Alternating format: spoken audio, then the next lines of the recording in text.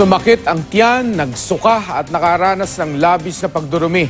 Yan ang nangyari sa 6 na taga San Carlos City, Pangasinan matapos umano silang malason sa kinain nilang itlog na maalat.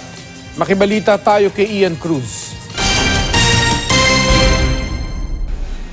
Itlog na pula, masarap na kapares ng kamatis na mas malasa pa pag may sibuyas.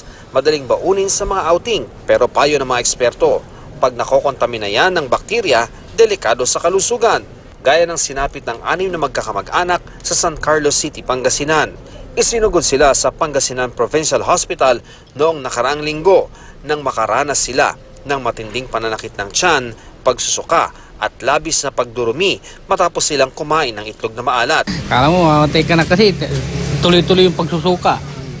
Ikatulad ng kon, pagtapos nagtatay ka, kulay ko na green. Tapos pag nagsusuka ka, tinidiretso yan, di yung upan. Sobrang tago namin. Kasi sobrang sakit ng tiyan. Tapos, nagsusuka tapos dumudumi ng madaming tubig. Ayon sa pamunuan ng ospital, posibleng nakontamina ng bakterya ang mga itlog na kinain ng mga biktima. Buti na lang daw, agad itong naagapan at hindi humantong sa mas malalang kondisyon. Maaaring magdulot ng unang-una dehydration pag tayo ay nagtatae, nagsusuka. Pwede rin po tayong magkalagnat dahil sa mga toxins na nakukuha natin sa mga poisons galing sa pagkain.